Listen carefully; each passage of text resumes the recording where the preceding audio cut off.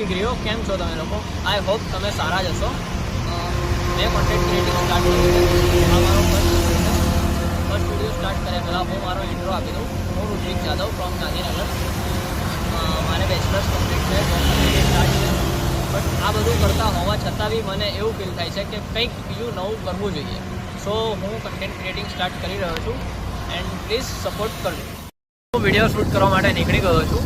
Sector 1ના lake પર જઈ રહ્યો છું.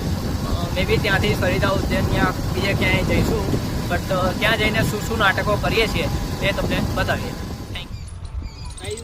હું આ એકના ગાર્ડનમાં આવી ગયો છું અને આવીને હું જોઈ રહ્યો છું કે આ કંઈક સૂર્યમુખીના ફૂલ જેવું છે. ખબર નથી પડતી કે આ શું કામ છે. અહીંયા આપણે ફોટો ક્લિક કરાવીએ તો એકદમ બેટર ફોટો આવી રહ્યા છે અને આઈ હોપ કે બધા એન્જોય કરી શકે.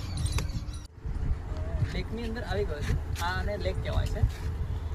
લેક મતલબ કે તળાવ. આપણી ગુજરાતી ગુજ્જુ ભાષાની અંદર તળાવ કહેવામાં આવે છે, જેની અંદર કમળો ઉગે છે. એ તળાવ જેમાં કમળ ઉગે છે. કમળ મતલબ કે એક કાદવ, કચરો, કચરાની અંદર ઉગતું એક ફૂલ છે.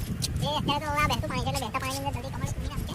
પણ જે એકદમ જથ્થો મતલબ કે પાણીને લોક કરેલો હોય ત્યાં બધું ખબર નહીં કઈ રીતે ઉગે છે. આઈ ડોન્ટ નો, મારે એનો ડિસ્ક્રાઇબ નથી કરવું. તો અહીંયા એક બેનર લગાવી છે.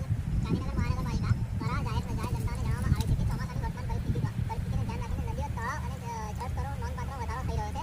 આ સંજોગોમાં કોઈપણ પ્રકારના અકસ્માતને ટાળવા અને જાહેર જનતાને નદીઓ, તળાવ અને જળાશય નજીક ન જવા અને તેમાં કોઈપણ સંજોગોને પ્રવેશ ન કરવો. હવે અહીંયા ફરતા ખબર નહીં આવે પતંગી ઉડે છે, શું કરે છે કંઈ ખબર પડતી. કાકો સીટી મારી રહ્યો છે. ખબર નહીં હવે અમને મારી રહ્યો છે કે બીજી કોઈને લાઈન મારી રહ્યો છે. લાગતું તો નથી કે ઉડશે એવું. આપણે ઉડાડીએ.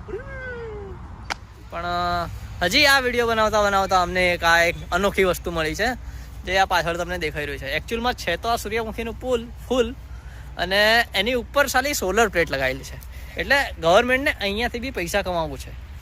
જોઈ શકો છો.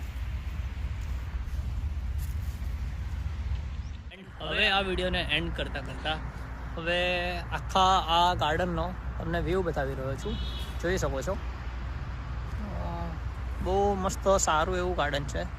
તમે આવીને ફરી શકો છો, રમી શકો છો. એન્ડ કપલ માટે તો આ બેસ્ટ ગાર્ડન છે એવું કહી શકાય છે. જોઈ શકો છો.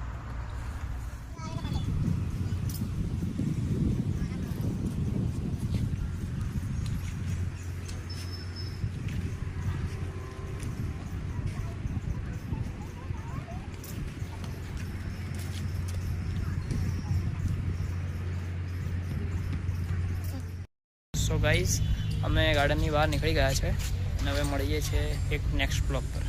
Thank you for watching.